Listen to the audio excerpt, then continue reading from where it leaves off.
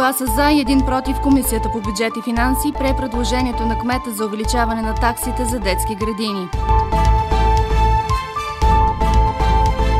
Луксозен Мерцедес пламна в Хасково, гъсят го сбира.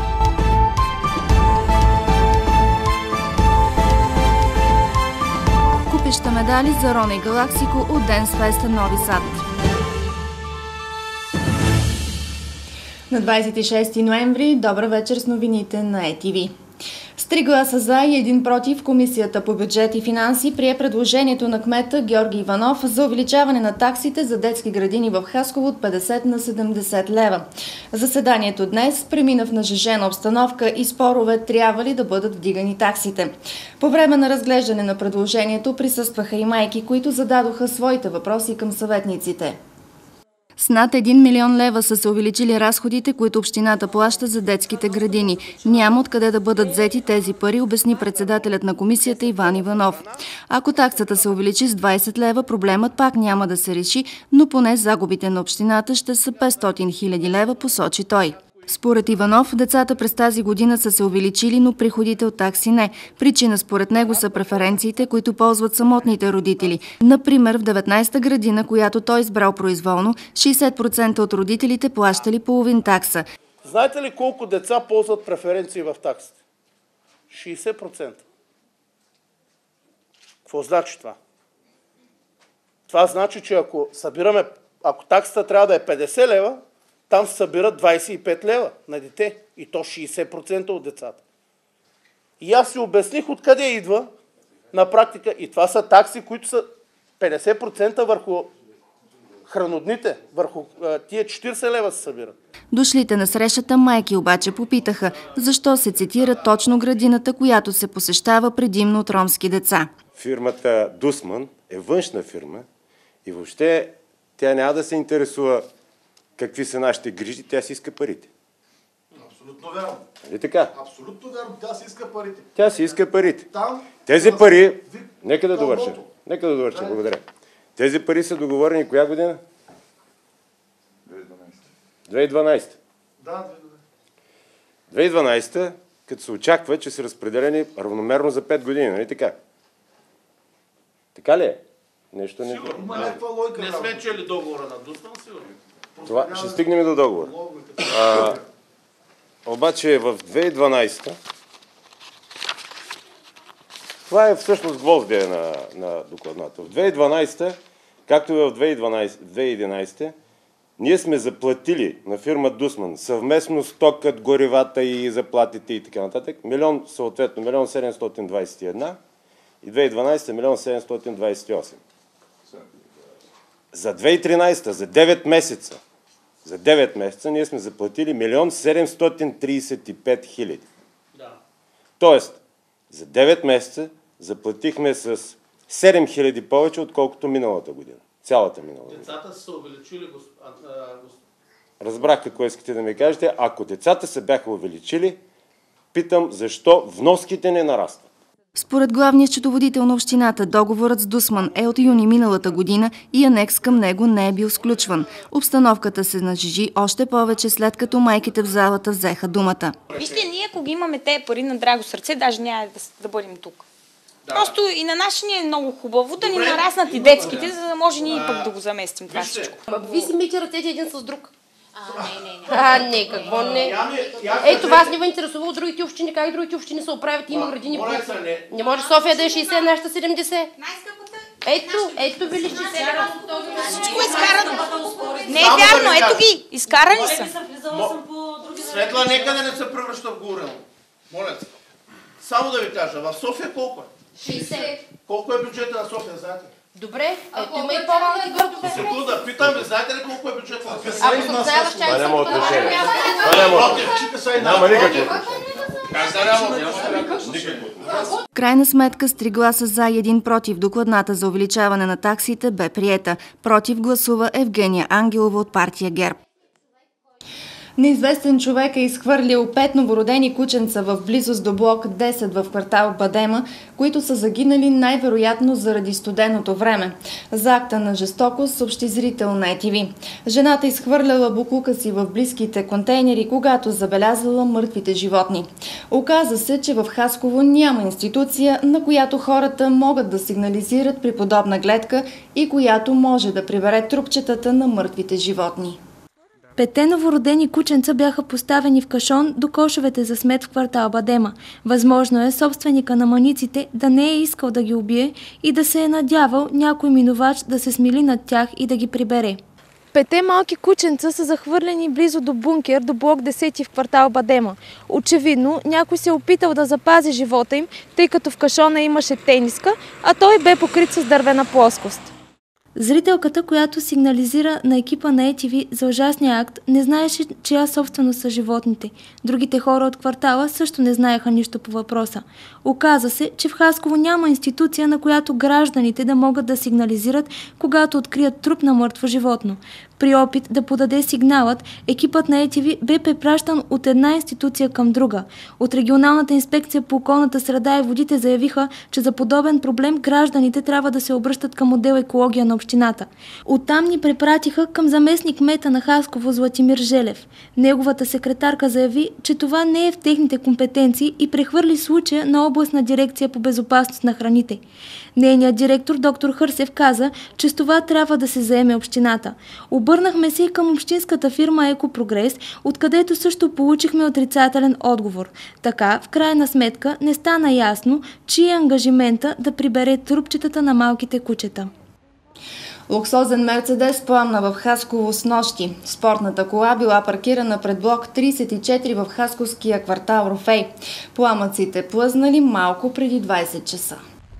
Точно тогава покрай колата минавал представител на пивоварна компания. Младия мъж веднага спрял и започнал да гаси с пожарогасител. Той обаче бързо се изчерпал. Тогава в употреба влезли 2-литрови бутилки бира от 2 известни марки. Точно 15 шишета по 2 литра бира били излети в двигателя на колата, докато бъдат потушени пламъците. Хора от блока излезли и плиснали и кофа вода. В този момент дошла и пожарната. Според огнеборците, огънят е възникнал заради късо съединение. Пораженията от пламъците са само по двигателя. Благодарение на бързите действия на представителя на пивоварната компания и иновативната технология за гасене с бира, огънят не е влезнал в купето. Колата е с швейцарски номера, собственикът е в чужбина, оставена е при него в роднина. Не е карана от много време, твърдят съседи. Според тях, возилото струва повече от 30 000 лева на старо. Собственици на автомобили, които се движат с бензин и газ, трябва да подменят талона им. Там трябва да е записано, че те са на двата вида гориво. Първоначално имаше информация, че тези, които не пререгистрират колата си до месец март, ще търпят глоби от 2 до 4 хиляди лева. Впоследствие стана ясно, че глоби няма да има, но пререгистрацията е задължителна. За разлика от София, където се извиха огромни опашки за пререгистрация на автомобилите на газ, в Хасково такива няма. Средно на ден се регистрират по около 70 коли. След наредбата за смяна на талона на автомобилите на газ, на ден през КАТ Хасково минават около 100 автомобила. Увеличението не влияе на работата на КАТ, увери началникът на службата Атанас Джунов. Според последните изказвания на депутати и министри става ясно, че от 1 март 2014 за поставянето на всяка една газова уредба на автомобил, който не е пригоден за газ, ще е необходима промяна в талоните. Тази промяна ще е в следната последователност. Монтаж сервиза на газовата уредба до 1 март ще бъдат акредитирани от автомобилна администрация пунктовете, които ще извършват първичния преглед на монтажа на газовата уредба и след това ще се предоставят документите, за да бъде променен талона на колата, каквото е изискването на Европейската комисия.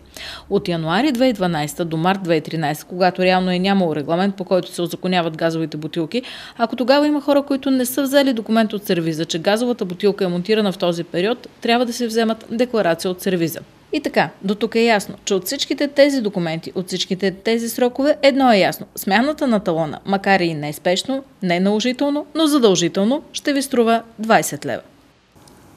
Първият сняг няма да изненада община Димитровград, декларираха днес от администрацията. Има 15 района, които ще се чистят от различни фирми. Те разполагат с необходимата техника и материали. Схемата за разпределението на зоните за почистване на селата и града от общината е разработена миналата година, въпреки че тогава са регистрирани само 4 снеговалежа. Тогава се оказало добро решение. Защото се оказа, че по този начин най-бързо се реагира и най-бързо се почистват улиците и общинската пътна мрежа в селата. Когато един изпълнителя, често пъти на заден план оставаха села, които се чистиха с 2, 3, 5 часа по-късно. Сега изпълнителите са местни и се реагира още при първоначално натрупване за почистването на уличната мрежа в селата. Специалистите са набелязали проблемните участъци по пътищата. Най-често снегонавяване има по пътя от квартал Мариинов, посока Бряст, Здравец и Странско, пътя за Великан и този за Ябълково, Скобелево и Сталево. Залеждания пък се очакват по пътищата за Радиево, Голямо и Малко Асеново и отсечката към Черногорово и Воден. Често се заледява и пътя за село Крум. В града усилията за почистване ще са насочени към почистването на новото кръгово на изхода за Хасково и централните булеварди, спирките на автобусите, района на болницата и полицията. 230 хиляди лева ще струва снегопочистването в община Димитровград тази година. От тях 110 хиляди лева са за пътищата в селата. Още от 15 октомври има заповед на кмета Иво Димов, според която при първия сняг паркираните на улицата коли трябва да се отстранят, за да не пречат на техниката. Журналисти от Хасково получиха шанса да гледат на живо срещата от Суперлигата на турското футболно първенство между отборите на Бурсаспорт и Касъмпаша. Вълнуващото изживяване им бе подарено от турският изселник Мюмюн Гази. Представители на хасковски медии, както и колеги от Кърджали и Пловдив, бяха на 3-дневно посещение в Бурса по покана на кмета на голяма община Реджеп Алтепе.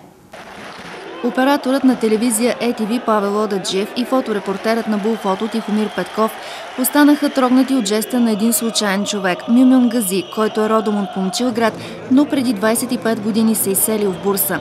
Срещат го случайно, а той толкова се разчувствал, че ги поканил на футболното дерби между Бурсаспор и Касъмпаша. Билетите за матча обаче били изкупени и той ги купил на черно по 50 лири, а по-късно дори платил таксито им до хотела. Така Мюмюн подари едни незабравими изживявания на двамата хасковски журналисти, които станаха свидетели на неповторимата атмосфера. Нещо, което не може да бъде видяно по родните стадиони.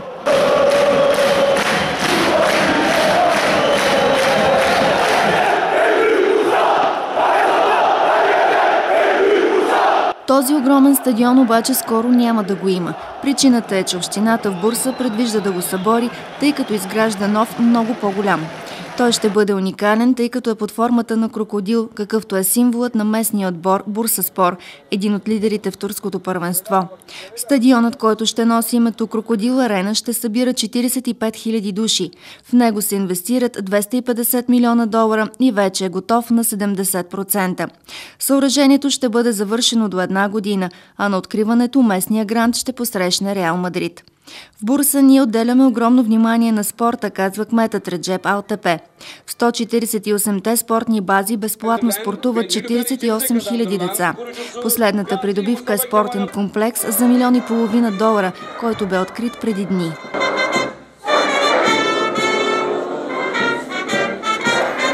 Комплексът разполага с футболни игрища, спортни зали и огромен басейн, който през лятото става открит. Всичко това децата от местните клубове ще ползват безплатно. Нещо, за което хасковските деца могат само да им завиждат, защото в Хасково няма нито едно игрище, на което подрастващите могат да спортуват. По време на откриването, което се предаваше на живо от местните телевизии, кметът Реджеп Алтепе получи награда за развитието на масовия спорт. Училище Кирил и Методий в Хасково ще направи 2-месечна лятна детска занималния и курсове по български език за деца от малцинствата, както и много други инициативи. Те ще бъдат реализирани по новия проект на училището Шарено. Шарено всъщност е съкращение от Шанс за активно равнопоставено европейско недискриминиращо образование. Идеята на проекта е да допринесе за подкрепяща и позитивна образователна среда в етническото училище Кирил и Методий и детското заведение Иглика 17. В рамките на проекта ще бъде организирана напълно безплатна лятна детска занималня. Това е втора подобна инициатива на училището, а първата преди 1 година преминала при изключителен интерес от страна на родителите. Лятната занималня кампания ще се проведе през юни и юли, а занятия ще могат да посещават 20 деца. Идеята е те да се адаптират по-лесно към училище, деца, на които предстои да бъдат в първи клас, да се почувстват добре в училищната среда, да свикнат с училище. Тя, разбира се, ще бъде на основата на игри, на весели занимания. Идеята е наистина да се чувстват добре, а и родителите все пак да имат възможност да посетят училището, да оставят децата при нас, а даже да им помогнем да прекарват децата си някъде лятната ваканция. В рамките на проект Шарено ще се проведат и 2 лагера за ученици, 2 обучения за родители, както и много изложби, прояви и празници. Ще има и допълнителни 5 групи за обучение по български език за ученици от малцинствата. Всички деца трябва да подобряват знанията си по български език. Когато имаме деца, които са от различни етнически и културни групи, те се нуждаят от повече знания по български език. И затова сме предвидили 5 такива групи по проекта, които работят, 4 в началните класове и 1 група в прогимназията. Децата от училище Кирил и Методий вече подготвят различни изложби от рисунки, както и етнографски и фотографски експозиции. Шарено е обявен за най-добрият училищен проект в България. Той е на стойност 75 166 лева и ще е с продължителност от 10 месеца. 2 от 12-те членове на Младежкия воден парламент са от Хасково. Това са 10-класниците Цветелина и Антуан от професионалната гимназия по дървообработване и строителство. На последния форум на Младежкия воден парламент хасковлийчетата са направили презентация на английски и български. Целта на срещата е свързана с развитието на младежката политика по опазване на водите посредством работата с младежи и обмен. Младежки воден парламент е национална младежка организация, в която участват 12 ученика от цяла България. Те са избрани според работата им по проблемите на водата, свързани в България. Нашите ученици от Клуб 8, Клуб 8, това е клуб, който работи по целите на нашето хилядолетие, за първи път се представиха с презентация на тема опазване на водите в България в Бургас на национална конференция. Да, наистина не можем да направим много, но все пак правим някакъв принос. Какво може да направи един млад човек в тази посока? Тоест, вие още сте ученици. Какво може да направи? Ами можем да сигнализираме, да се обърнем внимание. Реално ние сме млади и нищо не можем да направим, но поне искаме да бъдем запознати с това. Разбирате ли, трябва да почнем от малкото, да алармираме хората. Младите хора се надяват да привлекат повече свои връстници към каузата. Пищна и разнообразна програма очаква жителите и гостите на Димитровград по повод коледните и новогодишните празници. Един от акцентите е концерта на Софийската филхармония, за който вече започна продажбите на билети. През декември има още богат избор от концерти и коледни спектакли за деца и възрастни. Вече е обявен един от конкурсите за традиционна суровачка, който ще приключи на 11 декември. Днес ще обявим още няколко конкурси. Конкурс за украса на училищна сграда или училищно коледно дърво, което също ще създаде настроение из целия град и из цялата община, тъй като предполагам ще се включат всички училища, детски градини, в това число и заведения, предлагащи социални услуги за деца и младежи. Един от важните моменти и акценти е това, че вече можем да съобщим официално на нашите съграждани, особено на най-малките на децата. Дядо Коледа отново тази година ще посети нашия град. Получихме официално потвърждение, че той ще бъде тук при нас, заедно да огреем светлина нашето коледно дърво или дървото на надеждата, което се намира на площад България. Това ще се случи. Ще посрещнем дядо Коледа на 9 декември, 17:30 часа на централния площад. Тук заедно с дядо Коледа ще бъдат и много негови помощници, които ще получат писмата на всички деца, които те могат да напишат в специална работилница на площада. Също така в специални работилници много наши и малки и големи съграждани ще могат да подготвят своите коледни поздравления като под формата на коледни картички, под формата на коледна украса. Също така ще можем да подготвим традиционни български суровачки, да подготвим традиционни български коледни обредни хлябове. Употребих няколко пъти думата традиция, защото акцент в посрещането на дядо Коледа е да му представим и традицията в българската Коледа, българските коледни обичаи. а също така и ще му представим посланието и пожеланията на цялата димитровградска общественост.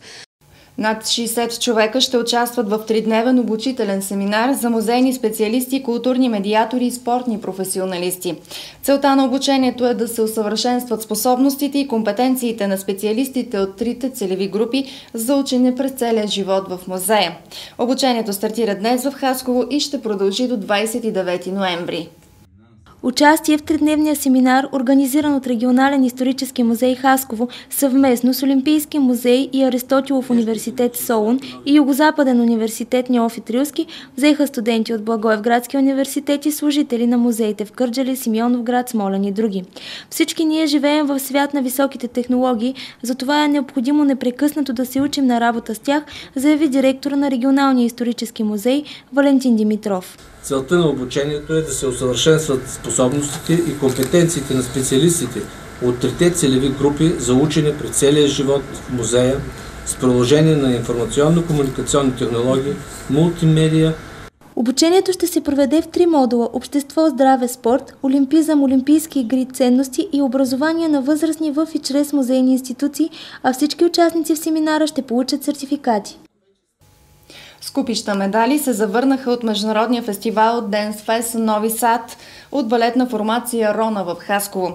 Участниците са спечелили 11 първи, 14 втори и 9 трети места. Рона е участвала на фестивала с 16 танцори. Най-малкият от тях, Радослав Божилов, който е само на 3 години и половина, е спечелил 7 медала. На фестивала хасковската формация се е представила с 52 танца. Конкуренцията е била жестока, защото участниците са били над 2500 от 84 клуба от 17 държави. Една година подготовка и очакване на това състезание със сигурност мога да отбележа, че това е едно от най-успешните ни участия на международна сцена. Аз съм много доволна, че 34 от нашите танци извоюваха челните места. Много съм щастлива, че имаше деца, които въобще за първи път пътуваха с нас и се показаха на международна сцена. И именно те успяха да спечелят награди с танците, които изтанцуваха. На международното състезание Рона е показала най-новите неща, които са били оценени от журито. Програмата на 3-дневния фестивал е била много натоварена. Сред най-изявените участници са Дарина Делчева, Ивет Иванова, Виктория Ламбрева. Аз се завърнах с 4 медала. За мен мина добре състезанието, винаги може и повече. Аз за пръв път излизам на международна сцена. Чувството беше просто прекрасно. Имаше доста вълнение, доста се притеснявах. Обаче като излезеш на сцената, това всичко преминава в едно забавление. След доброто представяне дошла изненадващата новина, че Международният фестивал Вълшебен свят 2014, чието организатори са балет Рона, ще влезе в културната програма на община Хасково до година.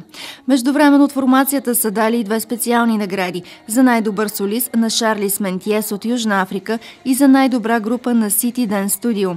Те получават съответно безплатно настаняване и безплатно участие за фестивала в Хасково. Междувременно с отлично представяне в Нови Сад се похвалиха и танцорите от балетна школа Галаксико в Димитровград. Те донесоха 20 купи. Имат 10 първи места, 7 втори и 3 трети. Танцорите от Галаксико са представили 34 танца в 12 стила. 4 медала е спечелил и 4-годишният Гейбриел Делчев. Момчето танцува от около 2 години. Мълчуганът е шампион в категория етно и модерн. Гейбриел не е впечатлен от медалите и се заканва до година да спечели 5, защото тогава ще е на толкова години. Имам много приятели в България и ми е много лесно да правя музика с тях. Това заяви пред екипа на ETV турският виртуоз на китарата Мелих Гюзел. Той е на 4-то посещение в Хасково по покана на Димитър Русев Мутата. Мелих вече се изяви пред димитровградската публика на концерт в Дом-музей Пеньо Пенев. Тази вечер на изпълнението на китариста се насладиха и хасковлии. Мелих Гюзел се занимава с китара от дете, а сега преподава в държавни училища, университети и частни школи по история на музиката, камерна музика, солфеж и теория на музиката. Казва, че за да се учи музика е необходимо да има любов към инструмента. Ако обичаш един инструмент, впоследствие идва по-дълбоката работа с него. Става по-лесно изучаването на този инструмент. Това е четвъртото посещение на китариста в България. Тук изградил много приятелства и се чувства като у дома си. Общото между Турция и България е топлината на хората.